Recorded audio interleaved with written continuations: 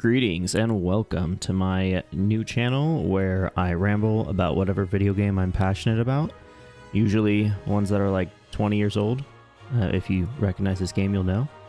So, if you need some second or honestly third monitor content or just sound playing on your phone with the screen off, this might be for you. If not, totally fine. I'm not going to be putting hardly any effort into these videos. That's kind of the point. As minimal editing as possible. I literally just want to click record, yap for like 30 minutes to an hour, make very minimal cuts if I absolutely have to, export it and upload it. That's the goal here, just for fun. So today we're going to be playing Guild Wars 1, the original, not Guild Wars 2, the more popular one. The OG that recently got not a remaster, but a Reforged mode, which is mostly a rebranding. But it's still cool to see it happening, and the game getting any level of support. So yes, without further ado, I'm going to be making a brand new warrior on Guild Wars 1 here, in Prophecies. I'm going to be doing a sort of pseudo-Iron Man playthrough, where basically the rules are I can't get funds and funnel anything from my other characters and whatnot. And I kind of have to gather most of the things for myself. It's not super strict, and it's kind of open to being changed as I go. It's just for fun. I'm not trying to do anything super difficult. There's obviously a lot of difficulty you can create for yourself in any game, really. So I'm just doing what sounds fun to me. They did recently add this Doom's Covenant and Reforged mode. Doom's Covenant is basically hardcore one life. Your character doesn't get deleted if you die, but you lose the status. And Reforged mode just adds a few tweaks to the pre-Searing tutorial area of Prophecies. I won't be turning that on, mostly because it gives you buffs to your XP and gold gain, and makes a lot of enemies weaker, and I don't want them to be weaker. I don't want them to be stronger either. But yeah, I have a bunch of footage recorded for a proper playthrough that I want to actually put some effort into editing, where I get level 20 in the tutorial to get the title called Legendary Defender of Ascalon. If you play this game, you know. It's just a grindy little thing you can do that takes like 15 to 20 hours. That's totally unnecessary. And basically that makes the rest of the game, at least the first half of the game, fairly trivial. So I thought it'd be fun to play a new warrior, since it's my favorite class, and restrict myself from doing that, and also restrict myself from getting access to strong weapons and whatnot, and gear easily from my alternate characters that can just basically give me that stuff. And so it'll be more interesting, and upgrades will feel more meaningful. And I have a little bit of a twist I want to put on it as well that will make sense more when I get to it, but I'm going to save that. Anyway, I present you Thorian Ashford, the human warrior from the region of Ascalon in Guild Wars 1. And alright, that's about it. By the way, my name is Tech, and yeah, I like to play old MMOs mostly, because I'm stuck in the past, and my knees crack when I bend down to pick stuff up. So if you can relate, maybe you'll enjoy these. But if not, this is really just a creative outlet for me for fun, because I'm weird. I don't know. Anyway, let's begin. I don't think I'm going to be watching like the cutscenes fully and stuff, so I don't want to add too much time to this, since it's already going to be a long runtime with the amount I am able to drone on for. But anyway, let's create our character here.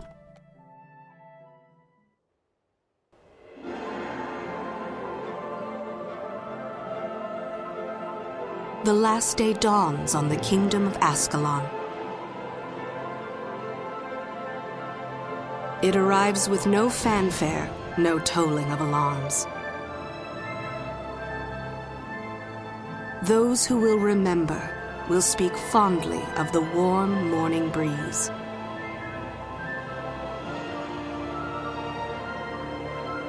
People carry on with their daily lives, unaware that in a short while, everything they have ever known will come to an end.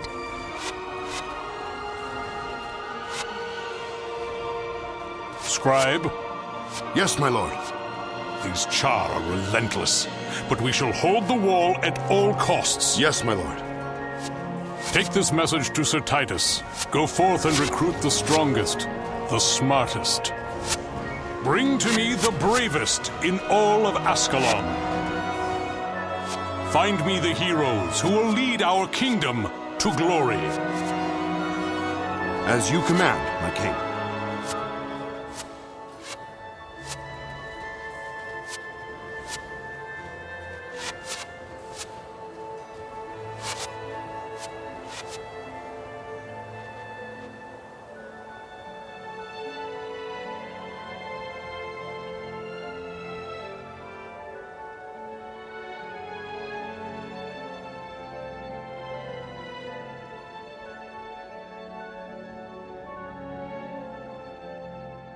I don't know why the camera does that little weird tweak there, but it's whatever. Okay, I lied. I let the cutscene show because honestly, it's kind of a vibe, and this is very long form content that's intended to be, long running. So it's just noise. It's noise for the background. You know, you're doing dishes, you're driving around or whatever, and you want to hear another dude talk about a 20-year-old MMO, and don't know, I guess it's technically on an MMO. We don't need to get into that whole debate.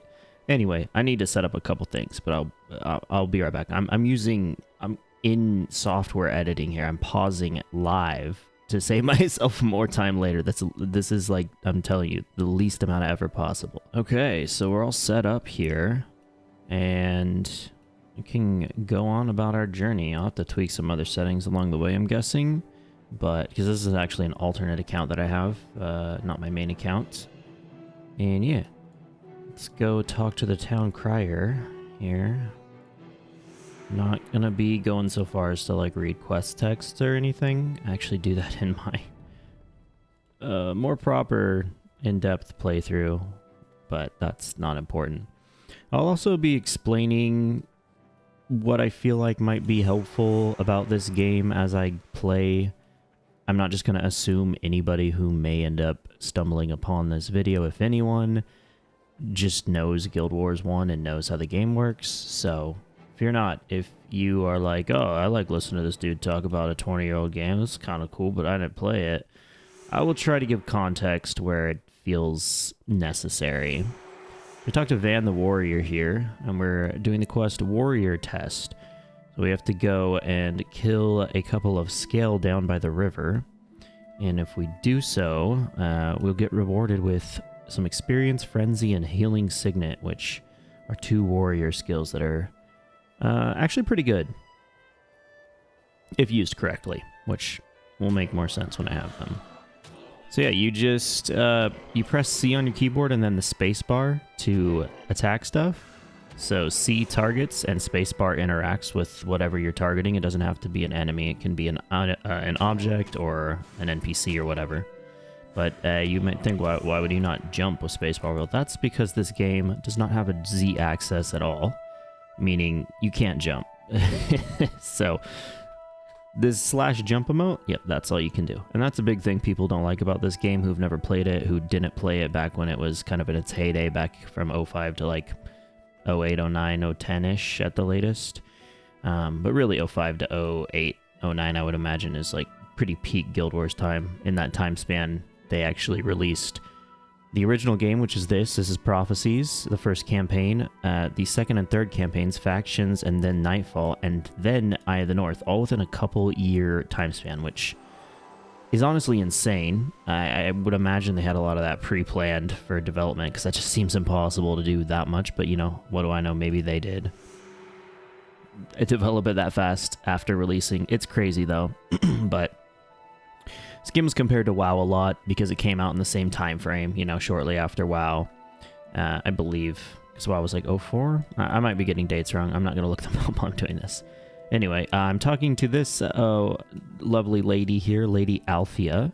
That's because she can offer me a quest called a Mesmer's Burden, which is going to have me go kill a rogue bull. And the reason I do that is because in this game, they're called professions, not classes, but, you know, it's a class like any other MMO. But what it has is the secondary profession, which means you can get any other profession in the game or class as your secondary, and you get access to all of their skills and all of their attributes minus their primary attribute, which is basically your like kind of like talent points. It's what gives you. Oops, I did not mean to switch my weapons there. Forgot my keybinds for a second. Oh god, I'm doing no damage on this guy. That's okay, we'll get him eventually.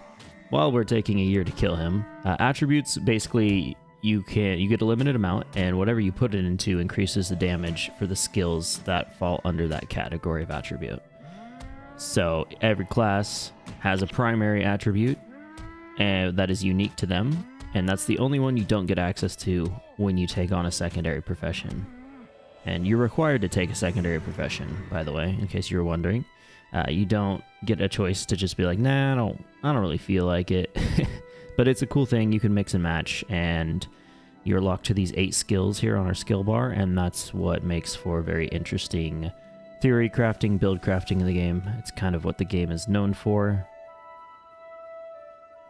From what I know, it was mostly designed to be a PvP-focused game, which it did have really good PvP, but a lot of players really enjoyed the PvE, so kind of has a little bit of both. And quite a bit of PvE content, honestly. I did both back in the day, but PvE is probably my favorite. I just like story games and the adventure, hence why I'm making actually, this is my 3rd warrior. We want to get technical about it. Yeah, so that tells you the kind of player I am. But yeah, it's a good time. This is areas known as pre-Searing. We'll learn what the searing is very shortly, but it's basically a tutorial area that was actually added after everything else of the game was made, and this could be improper information, but from what I've heard and read, this area wasn't even planned, and in early testing of the game, players complained about the starting experience, and so they added this in addition to it, because people didn't like the kind of the vibe and feel of the starting area that comes after this, that would have been the beginning of the game. And then this basically turned into a kind of a beloved area for the player base, and people play here just because they like the area so much, and because you can technically get to max level here. And so there's a whole little niche community that just never leaves this area, which is pretty cool. Anyway, on the map, these are outposts, and cool thing about Guild Wars 1 is you can fast travel to any outpost that you have already visited. So, very convenient. Maybe if you're a super big immersion person, might not be your flavor, and I get it. I like immersion a lot too, but I'm okay with convenience to an extent. And it really depends on my mood and, whatever game I happen to be playing. I'm so used to the way this game functions that I don't mind it. The game breaks immersion a lot with the way it explains skills and stuff if you read the text, so it's kind of is what it is. But anyway, we are turning in a message from Mirik. That lady we talked to named Duena told us there's some potential bad news of Char offensive building, which are those beastly-like creatures you would have seen in the beginning cutscene, the furries of the game, if you will. And so we are informing the boys, basically, about it, and trying to make sure that it is not a true threat to be worried about. So now I've accepted my secondary profession quest, which is basically just having me go out and seek a secondary profession. You can go test out all of the different professions, but I'm not planning on doing that here. I don't want to overstay, because you can gain several levels pretty fast if you do the quests in here. And that's what I tested a character before I made this guy, just to kind of get a vibe for how it was going to feel. And I ended up being a bit over leveled. I was in the Reforged mode, so I got 5% extra XP, but 5% isn't that much, so it definitely was more leveled up than I wanted to be before leaving. So I won't be doing as many quests. So we just turned in the Rogue Bull quest, which she had us kill a bull that was trampling around, I guess, and this dude's pissed because it's his bull, So this actually unlocks another quest with Old Mac because we killed his bull. I don't know if I'll do his quest, but I'm going to become a Mesmer as my secondary. And if you're a Guild Wars vet, you'll probably be wondering why the hell you pick Mesmer as a warrior secondary. It'll make sense later. Let's take Old Mac's quest here. He wants a Devour egg to replace his pet bull. Devours are these nasty scorpion creatures with 2 scorpion tails, not just one, as if they had to make scorpions worse. Okay, so he wants us to search for a source of Devour eggs. I'm not going to do that yet, because we also took a quest from whatever the dude's name over there was, I forget.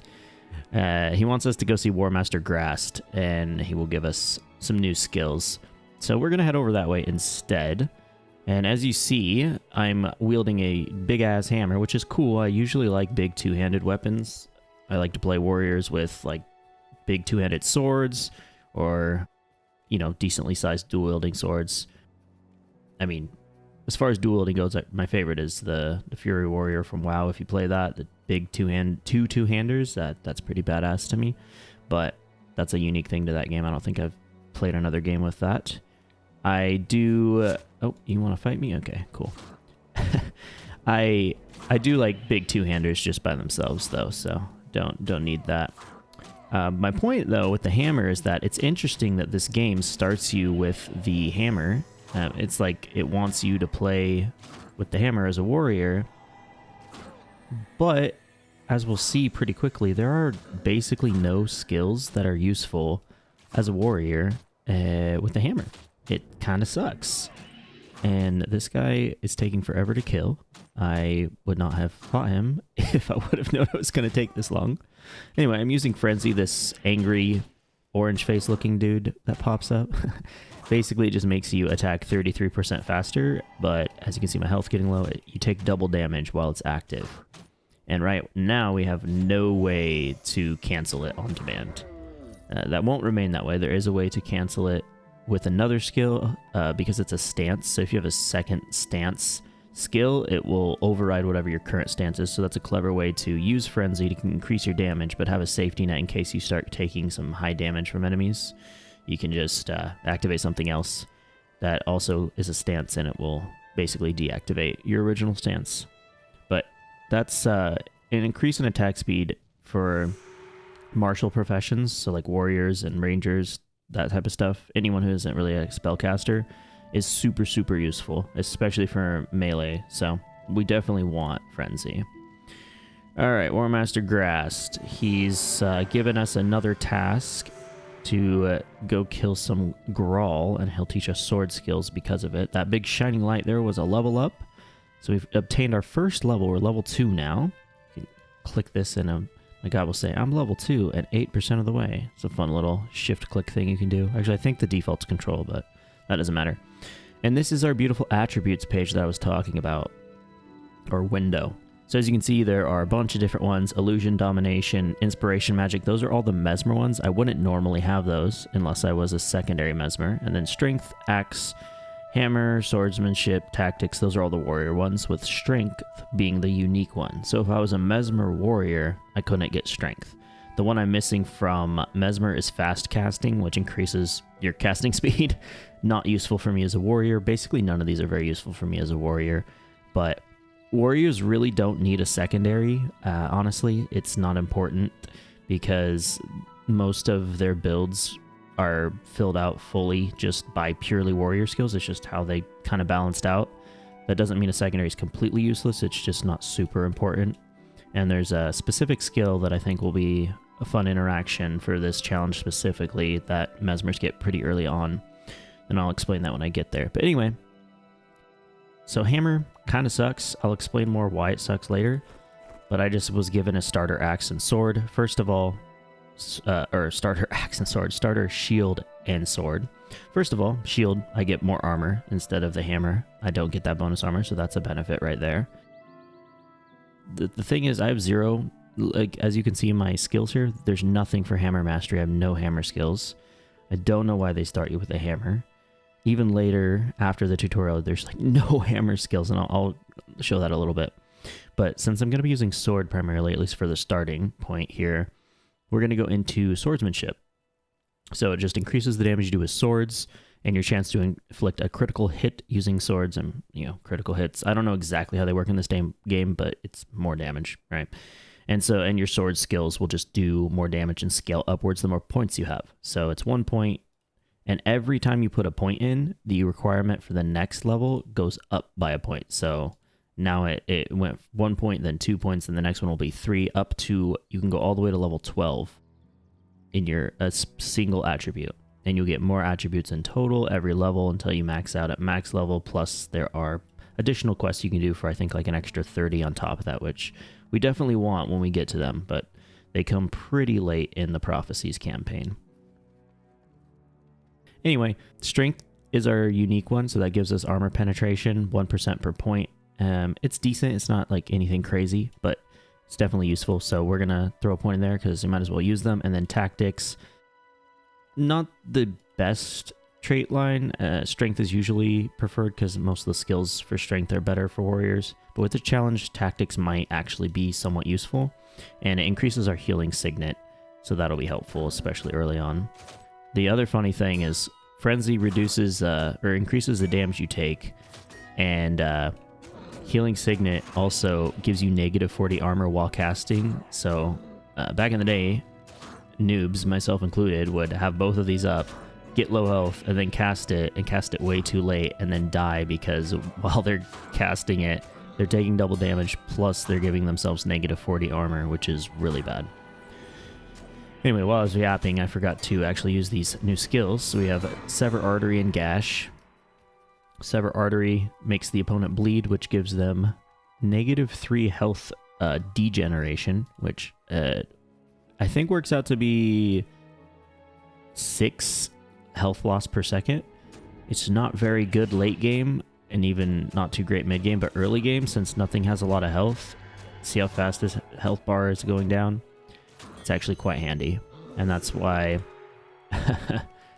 already sword is infinitely better than the hammer.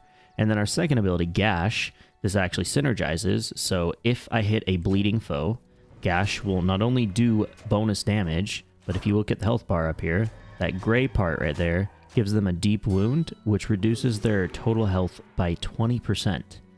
So it's actually insanely powerful, and that lasts for 7 seconds, which the duration will go up the higher we get attributes in swordsmanship.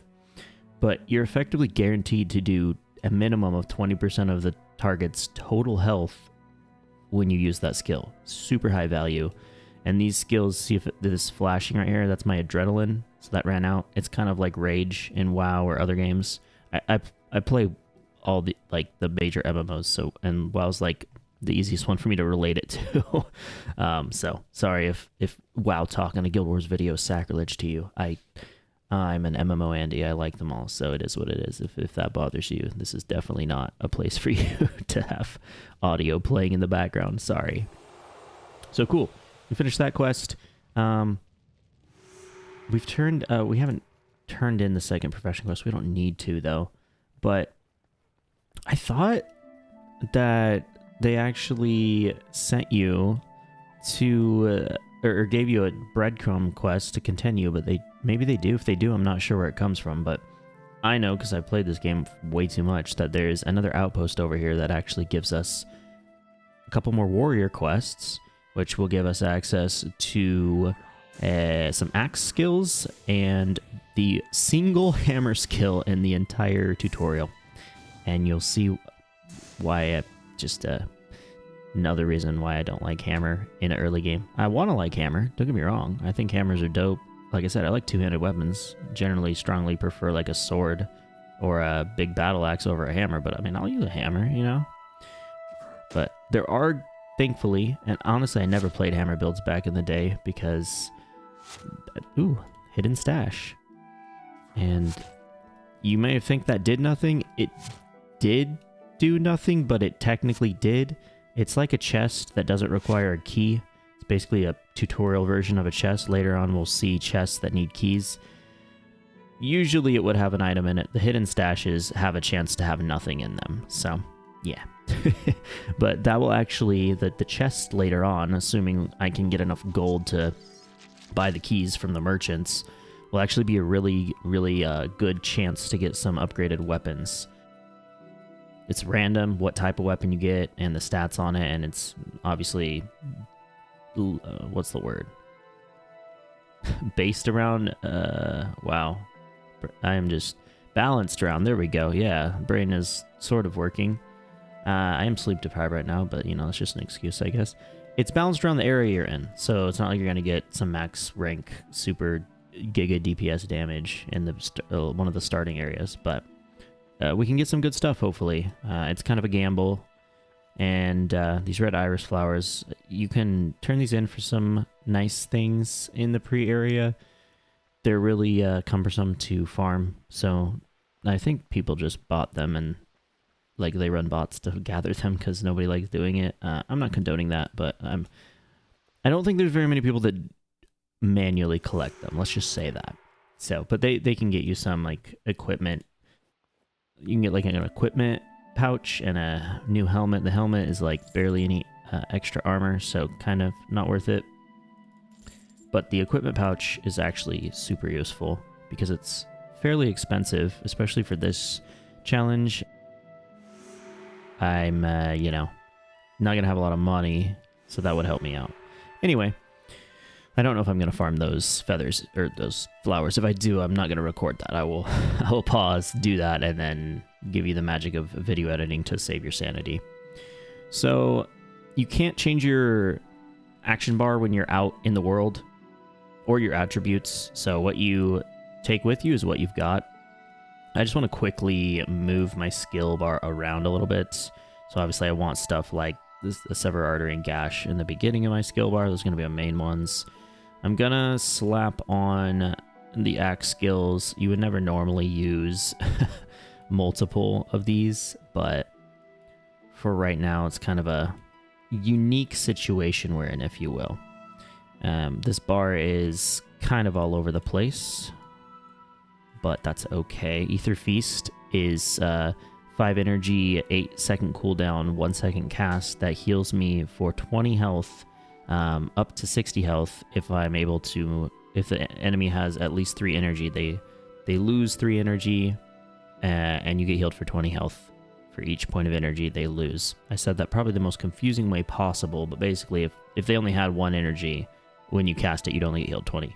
This is okay. It's not amazing, but it's not a terrible ability to slap on our bar just for right now. And then these down here in the bottom left, I don't know why I'm giving like a whole tutorial on it. I just don't want people that, if there's anybody who enjoys this that doesn't know the game, don't want to feel left out, you know, just try to give some context. Basically, these are hot swaps for your weapons. You don't normally swap weapons much in the game, to be honest. It's not like Guild Wars 2 where you're swapping weapons like every 2 seconds. But yeah, you can quickly switch your weapon sets. And usually it's like you have a longbow or something, so you can shoot a pack of enemies from far away and pull them towards you if you need to separate them from another group so you don't over aggro and get destroyed. That's really the main reason for it. But there's some other more niche uses. It's just really depending on the build and in the class. I'm going to refer to them as classes, not professions, because every other game ever calls them classes except for, I guess, Final Fantasy XIV calls them jobs. But I think classes is the correct way. If we're going to pick one, I think that's the one. So that's my hot take. Just we'll call it classes. And I am going the complete wrong way. That's okay. So as you can see here, I keep pressing this button to pop up. This is called a mission map. You might be wondering, why would you need that if you have a compass in your top right? And that's a great question. The compass isn't bad. This little bubble around me is the aggro bubble. So as soon as you walk towards a red dot, which is an enemy, and they touch the edge of that bubble, they will see you and run at you. But it's fixed. I can't zoom out or anything. And this one I can zoom way in, I can zoom way out, I can change it. It's showing me the entire general area I'm in, and it also shows me a path. That's the red dot of where I've been running. So this is actually incredibly useful and will be used constantly throughout this. So we're going to switch to axe here by pressing I have it set to F2, which is actually on my mouse. And these aloe seeds have been eating all of the, I think the text was something like they've been eating all the crops, so we have to murder them. Don't ask me, I just work here. But this is Cyclone Axe, and it's teaching us about AoE, basically. So Cyclone Axe does a spinning attack and doing +4 damage to all adjacent opponents. There's a bunch of, there's like 3 different area of effect denominators for skills. So adjacent is this distance roughly. And then there's, I think it's nearby and in the area. Nearby is like a little bit more, and in the area is huge. Most skills are adjacent or nearby if you're lucky. There's very few in the area. And then there's like, I think in earshot, which are shout skills. But anyway, if we press this, we're going to do a little spin to win. And almost killed them all. And because we hit so many, we got a bunch of adrenaline. So then I can use number 4, which is Executioner's Strike, which just does bonus damage.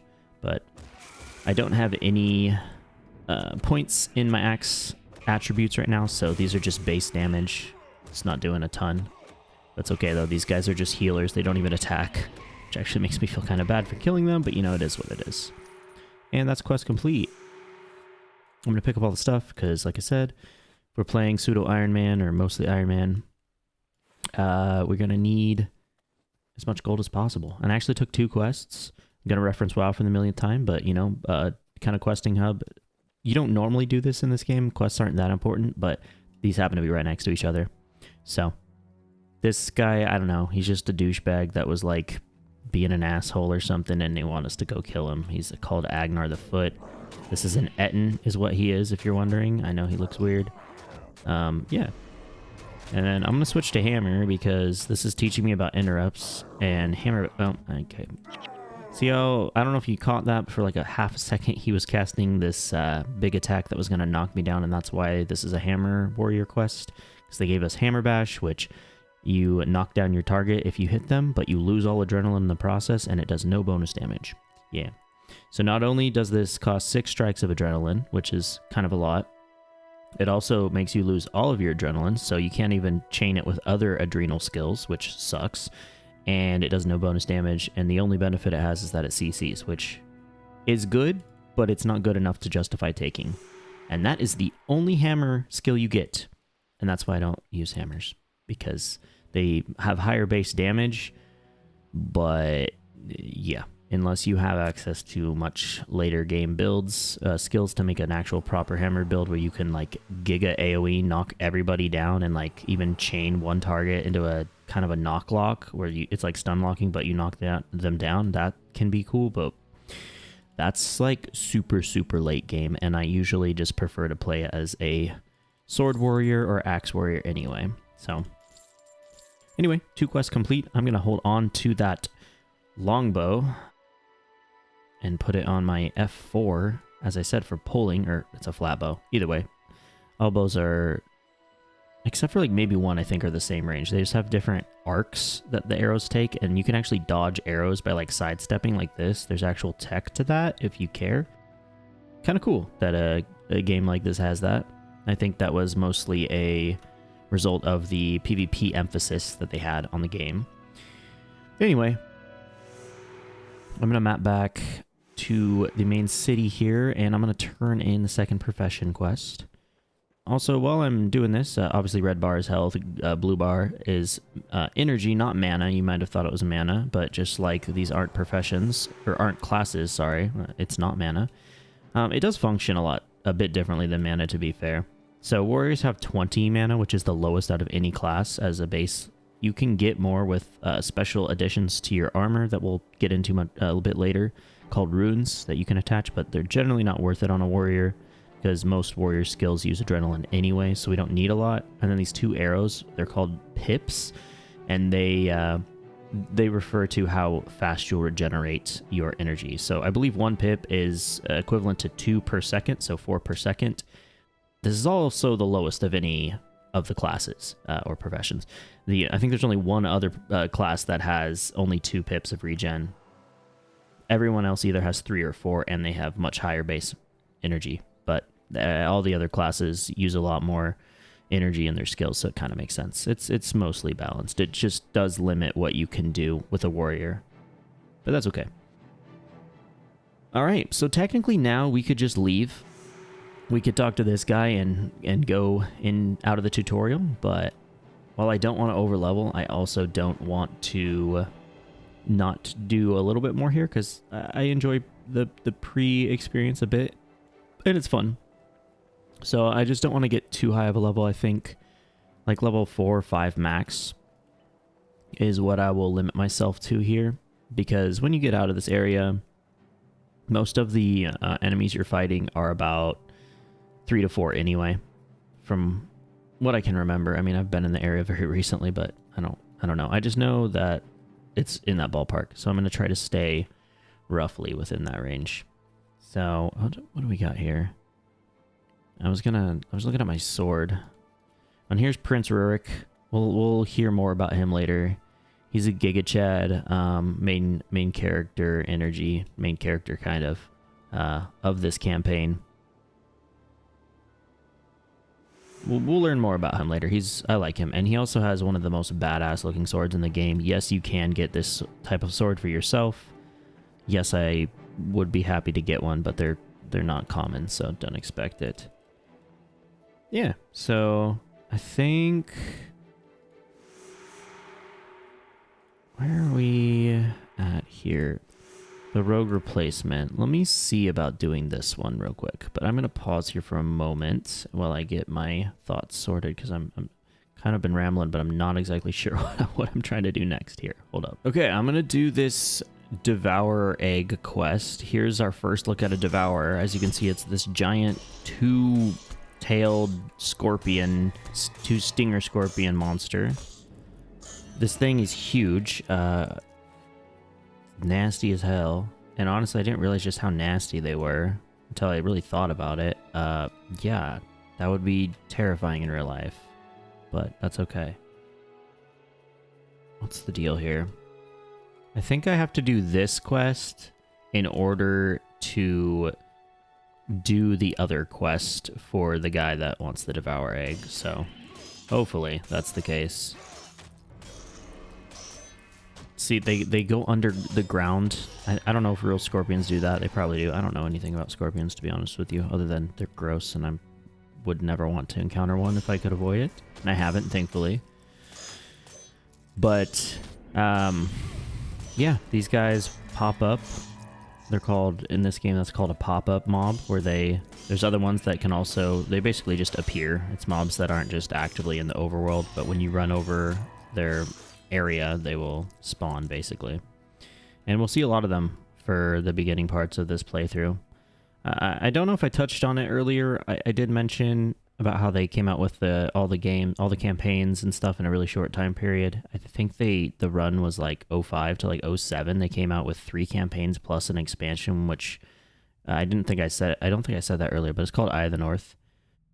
So basically, a campaign is a standalone experience that you start in, and you've got the 3 Prophecies factions and Nightfall, and the Eye of the North is a proper expansion in the terms of you can access it from any of the 3 campaigns, so they're all independent of each other. And then there's the Eye of the North, which you can go to from any of the 3 campaigns.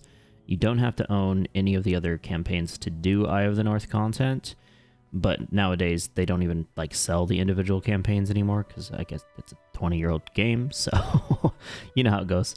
But the campaigns all kind of are their own story. There are some crossover and connection between them, but yeah, they're kind of standalone experiences, and you can play them in any order. I just prefer to do them in kind of chronological order, just because I think it's more fun that way. And here's another hidden stash. See if we actually get an item. See, that's what normally would happen. You can get a couple items. Oh god. Okay, do you see those 2 back there? They started running at me. It's probably because I aggroed them. I wasn't paying attention. I don't want that smoke right now. I am not that guy at this point in time. Maybe later, but not now. Okay, we got a longsword, 3 to 4 damage. That's actually an upgrade, hell yeah. And it's gonna be long. This is like you versus who she tells you not to worry about. If you know, you know. But anyway, I'll try to keep the memes not too much in this video, or these videos, I suppose, but no promises. So basically, this, I didn't even mention this guy, but this is Faden Hathorn. The Duke wants these Devour eggs to eat because he's a weird ass and he's a Duke, so he's too lazy to do it himself. So that's why we're doing this. We're tasked with this. All right, we helped him out. I'm going to kill these guys up here because they spooked me earlier and I don't appreciate that. But yeah, we basically just came in here as his bodyguard. It's like some squire boy that the Duke's like, go get me some eggs, peasant. And he's like, yes, sir. And then he's like, hey, yo, this guy can't do it by himself. Can you protect him? Because I'm too lazy to do it myself. So that's why we did this. And I got another chest, well, stash, I should say, and a level up. So top left, spend attribute points. I might change. This is my alt account, so my settings didn't transfer. I have my health bar. You can customize everything in the interface pretty much, which is really impressive for, you know, a game of this era. Yeah, okay. I think he just awkwardly stands and doesn't come back after you finish the quest, even though the quest wants you to bring him back to the Duke, but it's fine. It should already have completion. I'll probably change these bars. I honestly forgot to do that earlier. So if that changes, that's why, but we can spend more attribute points. We can't reduce them because we're out in a zone, but when you level up in a zone, you can add any additional points that you have. So swordsmanship is our focus right now. I'll take 1 in strength for a little extra armor pen because our healing signet, it already heals almost our full bar at this level. So yeah, we get 2 Devour eggs. These are just a quest item.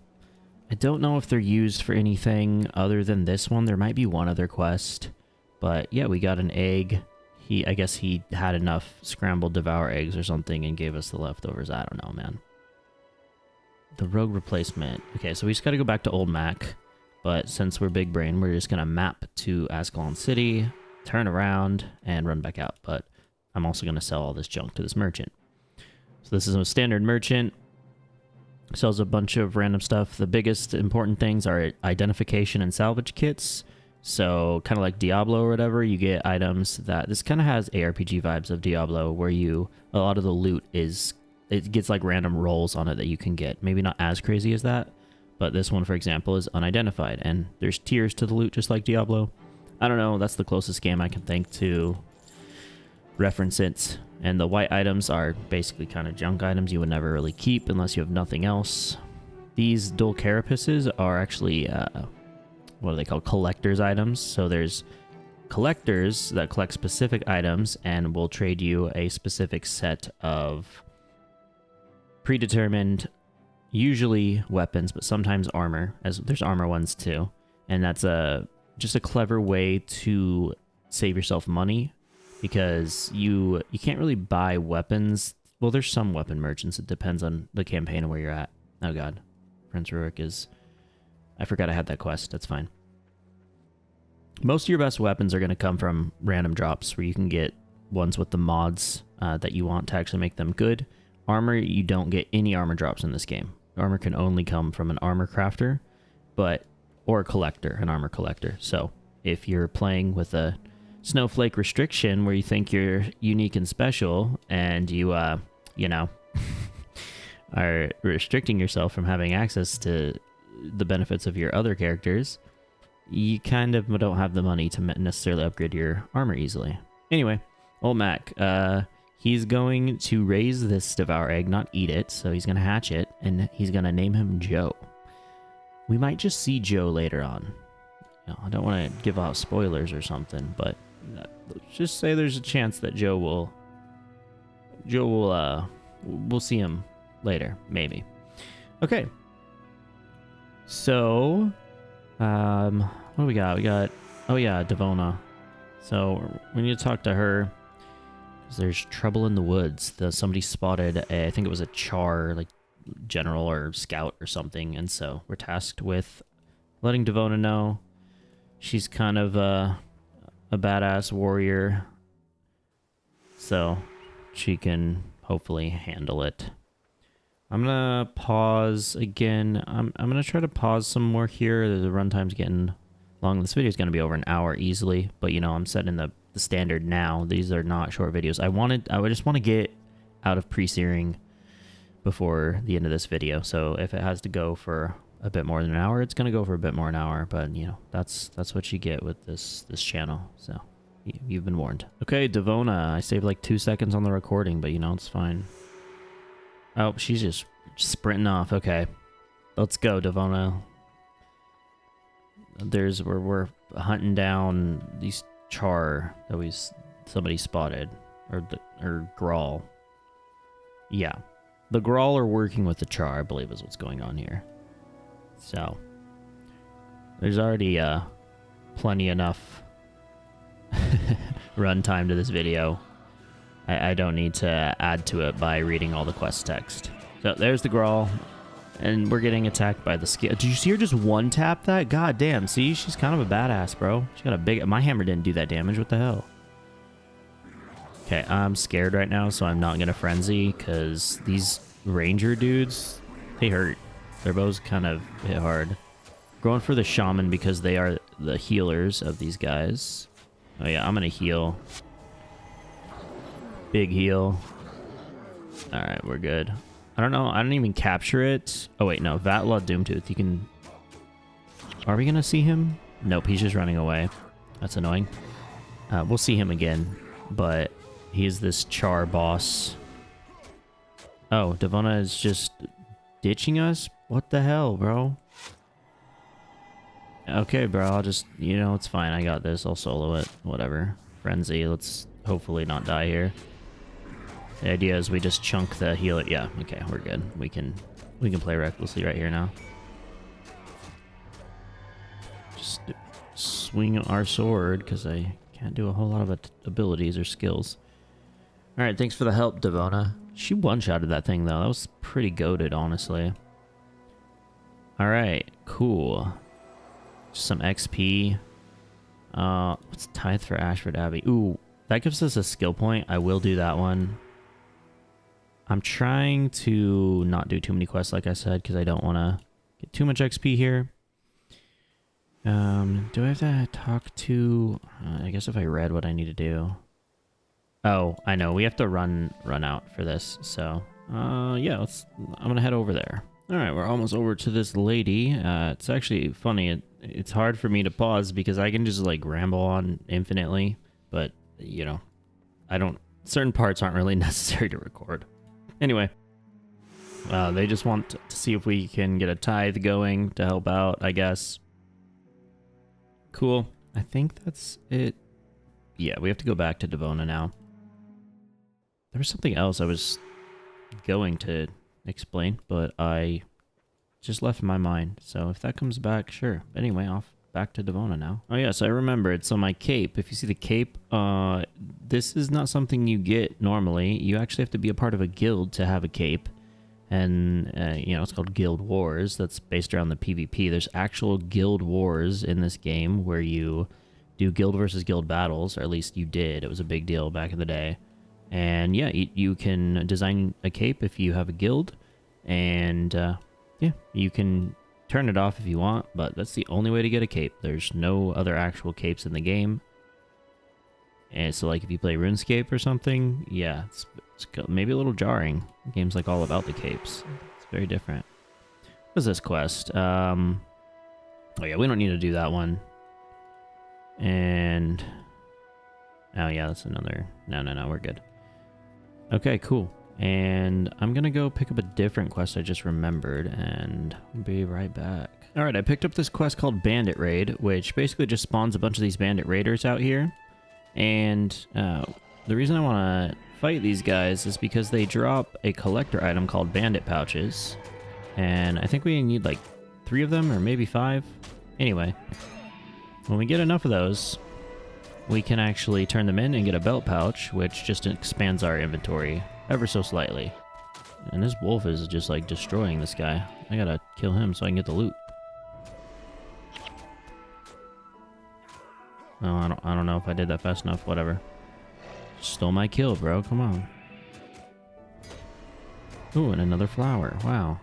But yeah, belt pouch will just expand my inventory by 5 slots. Nothing crazy, but there's the... Oh, it's called a worn belt. I think I might have just said bandit belt. I don't know.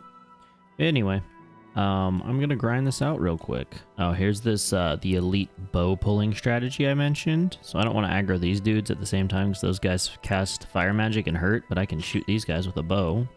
If it's not obstructed. Oh my god. Whatever, it worked. That's not normally like that. But yeah, now I can deal with these guys separately. This was gonna take a minute though. Alright, just cleaning up the last of these bandits here. So actually, I got 2 more worn belts. I'll check before I finish this. I don't know if I can kill these guys. I'm actually like a little worried because they do kind of a lot of damage.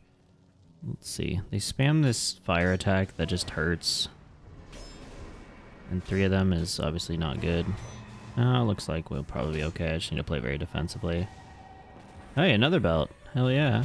But what you can do is you can actually go do one of the Elementalist quests, which is one of the other professions.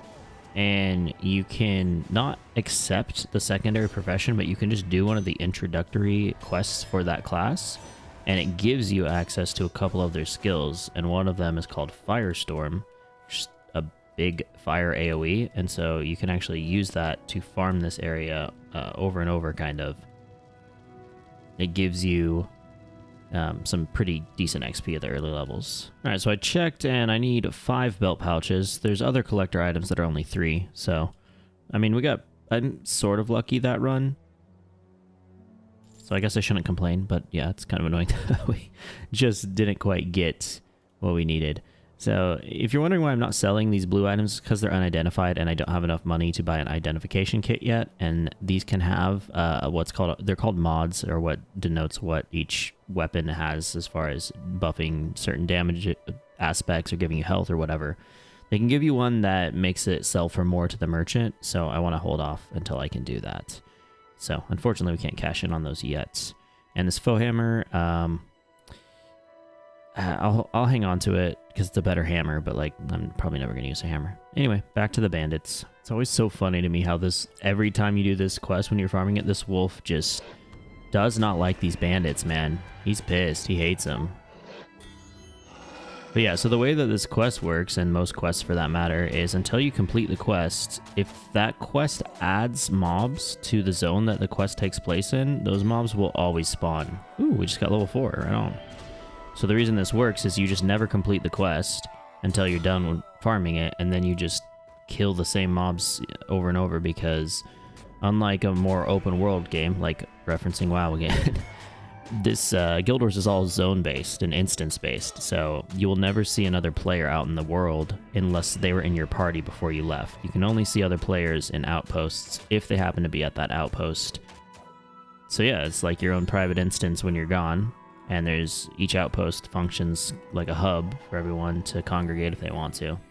It's pretty cool. It's not everyone's cup of tea, but it's definitely unique, and I find it enjoyable. I'm going to go another point into swordsmanship here. And I was able to that's just like face aggroing them right there, instead of using the bow pool, because for some reason this rock does weird obstruction. There's some weird, like, because projectiles can be obstructed like that. That's why I was saying that before. And there's some weird geometry in the game with the lack of Z-axis and just the fact that it's an old game that makes stuff behave in ways that you wouldn't think it would. Anyway, I got enough belt pouches, but I'm actually going to finish this quest here and turn it in, because I might as well get a little bit XP. I'm level 4 now, so I don't want to do too many more quests. Actually, maybe I won't turn it in. We'll see. Anyway, I'm gonna finish fighting these guys real quick here. Alright, got a couple more worn belts. We can sell the extras for some gold, so that's cool. And this is a cleaver. I think that's an axe. That could be good. What's the reward on this, actually? Tall shield. It's only 250 XP. I don't think I'll turn this in, actually. It's being that I'm already level 4. I just don't want to get too much early on XP and make the same mistakes I did before. Now I need to run over to a dude that happens to be in the same area called Humphreys. And I'm holding down the Alt key here so I can see everyone that's within range to click on. And I'm looking for Humphreys. You can select someone's name and it will run you to them.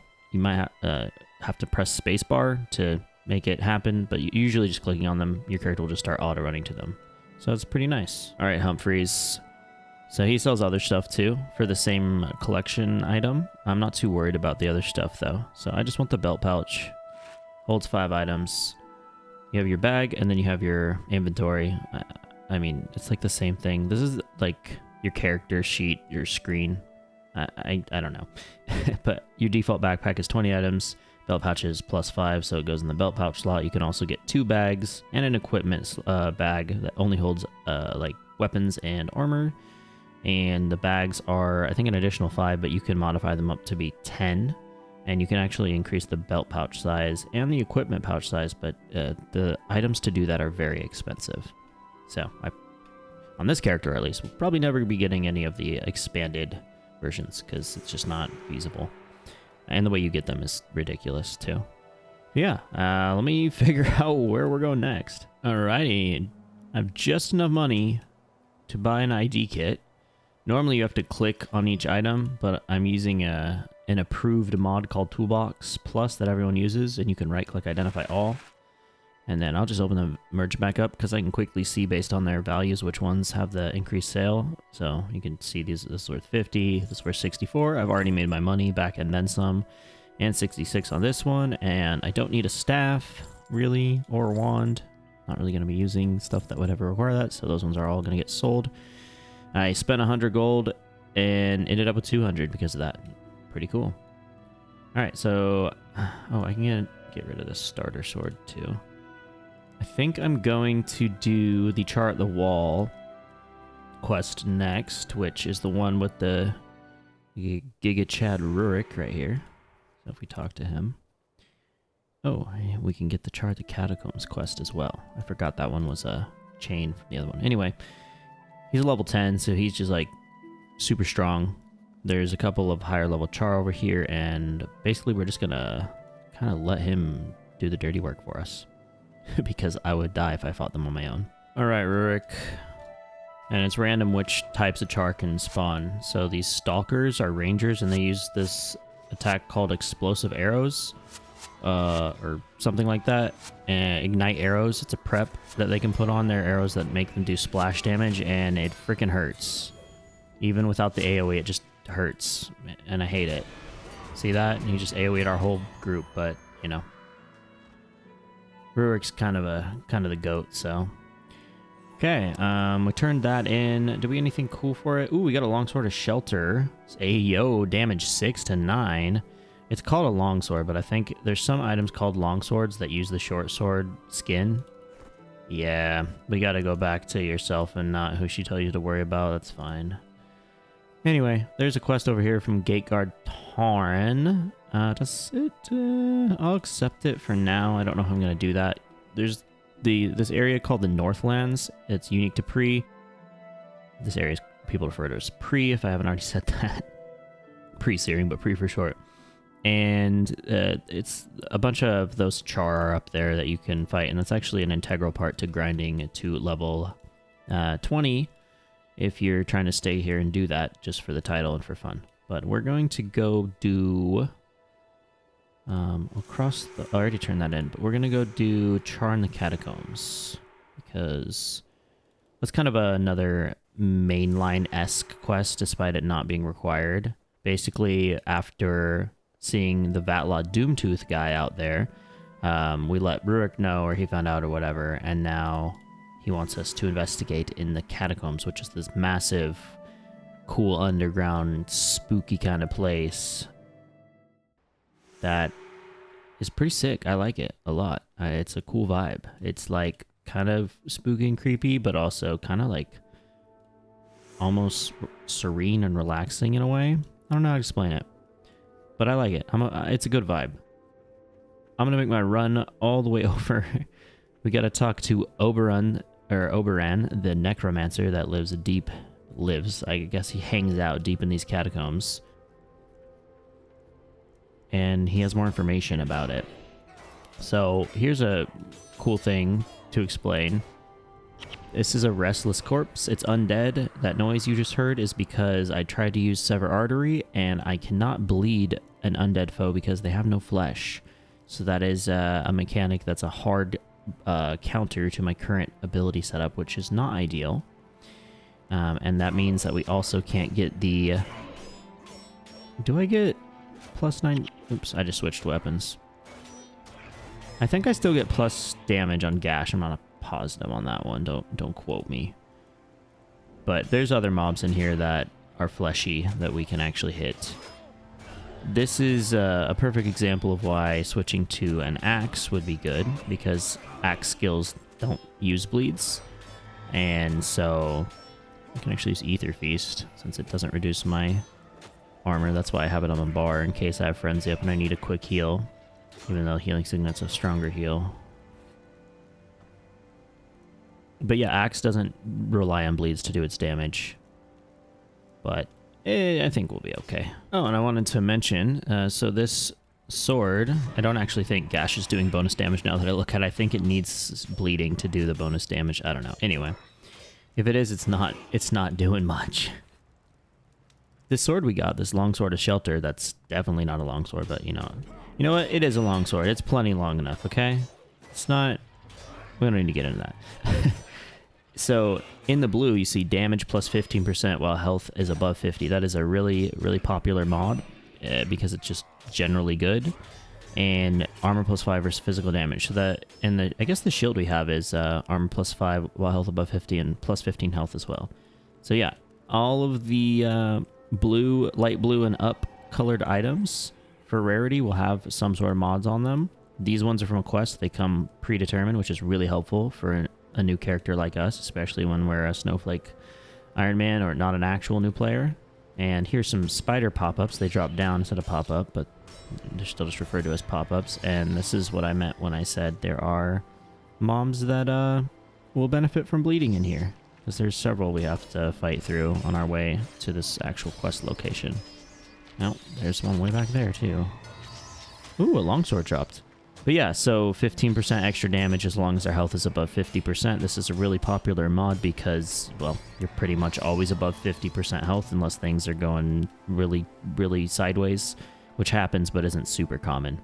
But yeah, so it just makes for a very solid mod, and it's really nice to have them as an early level quest for reward like this. Let me identify this. Okay, this longsword's just highly salvageable, which is basically the opposite version, or the opposite side of the coin of the one that gives you more vendor value. This one gives you more salvage value. So with a salvage kit, we can salvage that sword, and it will give us like double the normal amount of materials it would give. I don't know the exact math on it. Somebody who's much more knowledgeable and better at this game than me probably would know that off the top of their head. But I know these guys give you iron ingots, which are very important for a warrior because they're used for basically pretty much most warrior armors from the crafter. We'll get more into armor later, but if you're trying to get your armor crafted instead of using a collector, they require materials and gold to craft each piece. And ingots is one of the most common for warriors. But yeah, so these ones you also wouldn't want to sell to a vendor. You want to salvage them instead for their materials. If you're not an Iron Man or whatever, or you're not limiting your stuff, maybe it's not worth salvaging either, because sometimes more in-game items can be worth more money, and the salvage, math-wise would actually end up being less gold overall. But for me, for this character in this playthrough, this is definitely worth salvaging once I have enough to buy a salvage kit. So anyways, I will see you when I get to Oberon. Just realized we're officially already over the hour mark for recording time, so that's awesome. And look at this cool hallway, man. Look at these, I think it's to hide the interface. All the candles and stuff. Looks sick. But yeah, I mean, for a first video, I don't expect anyone to even see this, right? But if the algorithm randomly pushed this to some people, the video being over an hour is not ideal. I know, like, maybe if people had already seen some of my content or were like, oh yeah, they wouldn't care. Oh god, I might die here. Oh, that was close. These guys hurt. Let me heal again. They may not care after it's established, but for off-rip first one or whatever, not ideal. But I have a gold mine. I want to get out of pre. We're getting close. There's not much left to do here. Oh my god, I aggroed a third guy. God damn it. Please don't kill me. I took extra damage there because I have frenzy up, but I had to heal there. I'm doing the easy noob trap mistake, but you know, I played this game for well over 1,000 hours, and I'm still a noob at heart. Let's be real. But yeah, in the future, oh god, this is not going well. Let's see if I can just de-aggro this guy because he's pissing me off, and I don't really need to fight him. Yeah, he's done. Cool. I'll try to maybe keep them. I don't mind them being like an hour, but you know, if I see a video that's more than 1 hour, I'm probably not gonna watch it. Ooh, we got a dye. So dyes are used to dye your armor. And if you go like so, you can see a preview, and it'd be green. I'm not doing that because I don't like the look of it, and I like this brown armor. It's the OG starter look. So anyway, let's talk it over on the Reviled. It's just a creepy dude facing the wall, and it's kind of weird. I don't know what he said, honestly. That's fine. We just go back to Rurik. I'm not, you know, I'm not paying that much attention to the dialogue or the text. My bad. All right, Rurik, what's up, bro? Oh, okay, yeah. So they've seen proof that there's Char doing some up to no good type stuff, basically. Yeah, I'll do the best to give you the basic synopsis of what's going on. I know the main story beats and plot points mostly, but I don't know every little bit. There's 2 weapon dudes here. Actually, they look identical. That's okay, guys. This one sells nothing, but you can do what's called customizing for very cheap. That just adds 20% to your weapon. You just can't trade it. For low-level stuff that you're never going to sell to another player, obviously that's worth it. This guy actually sells some stuff. The one I have my eye on is the Rin Blade. So it's stronger. It doesn't have that damage mod, but it's just a cool name, and I kind of want to get it just because it's a cool pre-searing item. We need some ingots, though, which I was just talking about, and I'm going to go buy a salvage kit to see if we can get enough from that. Okay, salvage kit acquired. And, oh, we got 4. I think that's exactly how many we needed. I'm going to go buy a Rin Blade. Hell yeah. All right, brother. Let's see. Oh, it's 5. That's okay. I kept another one of these just in case I would need more. See that? I got 4 from that. The other one only gave me 1. I think it's random. It's within a range of how many more you can get, but it's always significantly more. It's too bad this doesn't have the 15% mod, but I don't think... Yeah, 6... I think I've done the math before, and it's actually still more damage because 10 to 14 is just that much higher. And you can see it requires 3 swordsmanship. What that means is if I didn't have 3 swordsmanship invested into my attribute points, it would not do its proper damage potential, which would be pretty bad and not worth using. So you need the requirement for the weapon for it to be worth using pretty much all the time. There might be some weird niche exceptions, but usually it's not the case. So I'm going to show you guys this cool pro gamer strat here. And those red iris flowers I was talking about, this is how you would farm them. So you zone out into an area, right? And if you hold down, for me it's shift, I think, or no, it's alt. You can see stuff highlighted. If there was, see the beautiful feather, how that comes up? If there was a red iris flower in range, you would also be able to see that. What you do is you zone out, and then you zone back in immediately. And then you zone back out, and what this does is we can use a command called /resign, which will just kill your character and let you click return to outpost, and it puts your character right near the portal, so you just turn around and run back out. If you didn't do that and you resigned, you get spawned in kind of like a random spot inside of the... Oh, see, there's a red iris flower. You get spawned in a random spot inside of the outpost, which just makes it take longer. So I'm going to go grab these real quick, and then I'll explain what this is. All right, so here's the red iris flower. We're just ignoring the wolf because we're not out here to fight.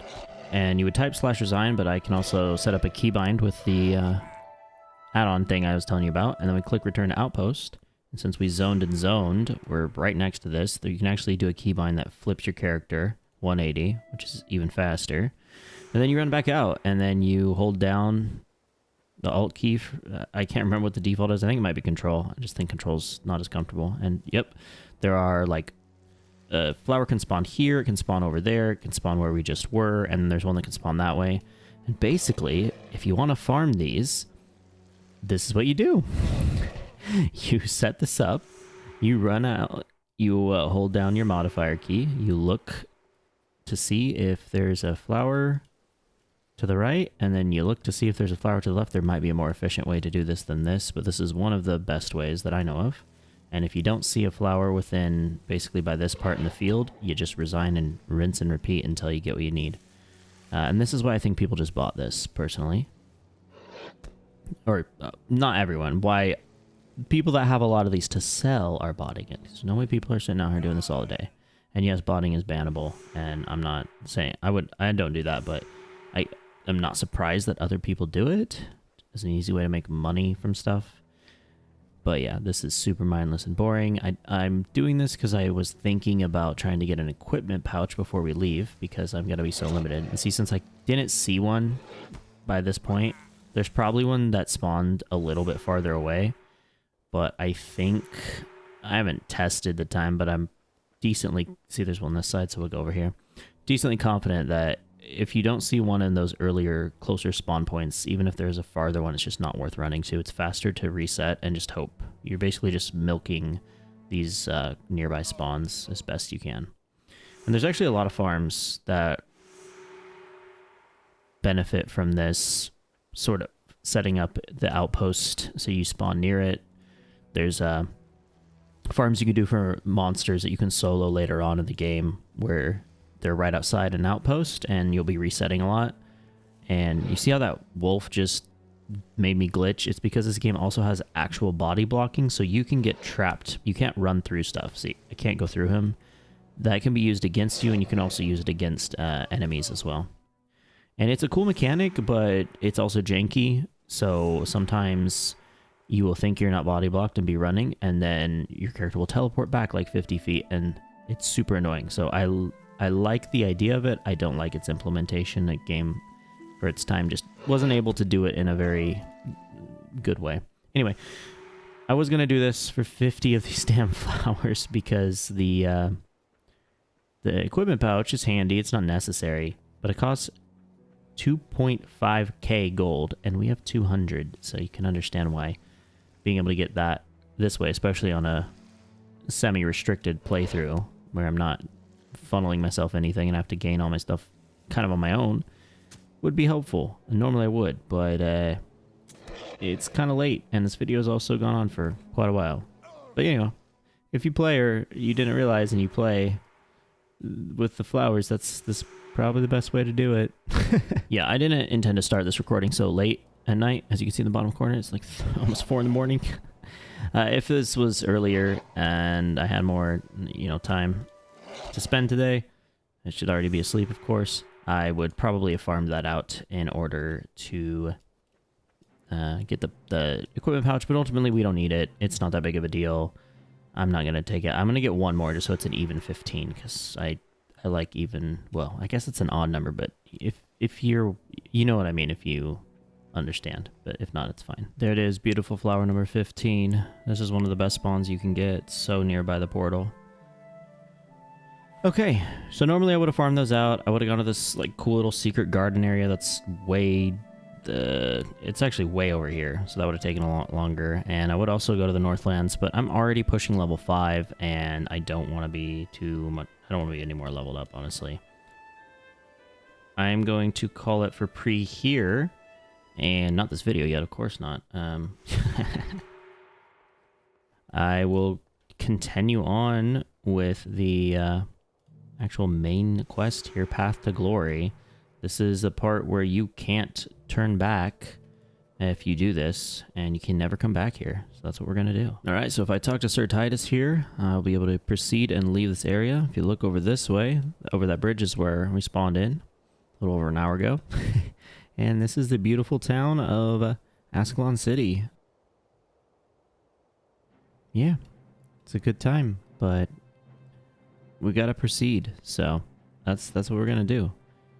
So we turn that in, and basically we are going behind enemy lines to attack the Char, the Vatlod Doomtooth guy, because they're stirring up trouble, and we're worried about it. So there's this little countdown, and once this goes, you cannot leave. You could map to a different area, like I could click on Ashford Abbey here to cancel this, but other than that, you're locked in.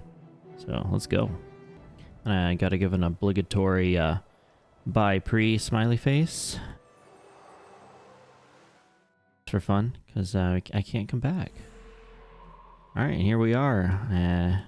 Our boy Rurik is back, and Sir Titus. They're gonna debrief or talk to each other or whatever, and we will proceed behind enemy lines here. This is the technical first mission of the game. There's quests, which are what we've been doing, and missions, which are instanced kind of like dungeons, but they're outdoor usually, and they're linked to the story of the campaign. Anyway, wait for them to talk, and then we'll head on out into the... Where are we technically at, actually? This is the Northlands. I don't know. This is an area you can't explore unless this quest, or unless you're doing this little pseudo mission. All right, these guys were blocking our path while the Rurik and Titus did their little RP talk. And we just head up here and we're gonna fight some guys. Also, I've been solo this whole time, if you've noticed, and now we have a party of 4. Well, I guess not solo the whole time. Some quests we had like Rurik with us, but the beginning areas of each campaign are a party size of 4, which will increase to 6 about midway through or slightly into it, depending on the campaign. And then 8 is the maximum party size that the majority of the content takes place in. So you normally build your team around that. You know, like there's not like official tanks in this game, but there are tankier classes like the warrior that kind of runs in first. And then you have stuff like the monk, which is your standard healer. And then you've got casters like the Elementalist, which is basically a mage.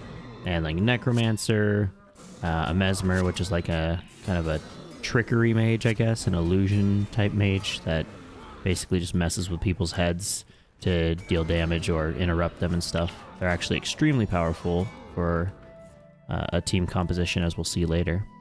And even though these aren't real players, if you see in the bottom left, it says your party shares 10 gold. Yep, the NPCs steal a percentage of your gold depending on how many are in your party by an equal amount, just divided by 4, even though they don't actually get the money. It sucks, but that's why people learned to develop builds that let you solo farm, so you not only get all the gold that drops, but you get better odds at getting drops. Anyway, there he is. Vatlaw Doomtooth, the big bad of pre-Searing. Well, one of the big bads. It's a much bigger bad, but we'll see him in a second. But yeah, also, it's not just the gold. Your party members actually... Oh god, I might die. I shouldn't have frenzied there. Your party members actually eat the drops. They just... You don't see them, but... Yep, they split the drop, right, basically. Anyways, cutscene here.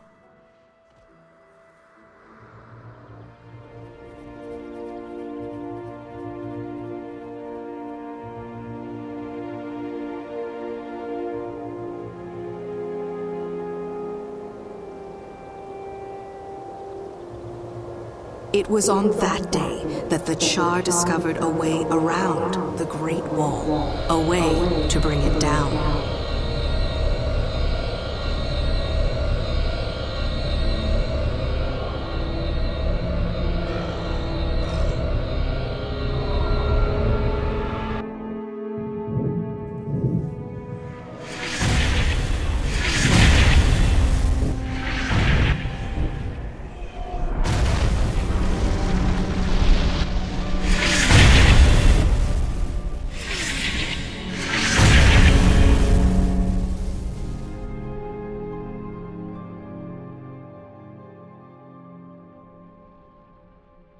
This is where the true story begins.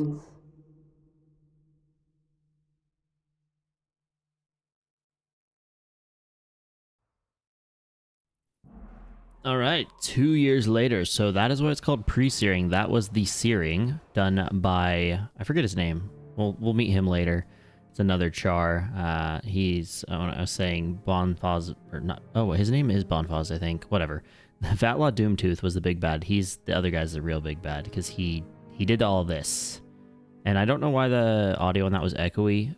It's like a recent bug, I think, with the game. So here's Captain Osric again. Or I can't remember. I think he gets promoted. he wasn't a captain, I can't remember, but I'm not reading the lore that closely for this playthrough. But yeah, so this is the same. This is the bridge we crossed. That's where we spawned originally. This is where you originally would have started, but people didn't like how dreary and depressing this area was, so that's why they added the whole pre-Searing area, and it became like a really beloved area in the game. So yeah, this is the real part where the game starts. That whole area was actually added kind of last minute, so pretty amazing how well it worked out.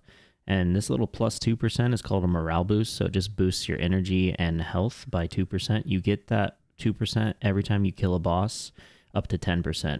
And of course, when we zone into the remaining ruins of Ascalon City, that will go away because we're no longer out and about. And I think if you even zone into another explorable area, because it's not always just outpost, you can go multiple areas, zone between each one without an outpost.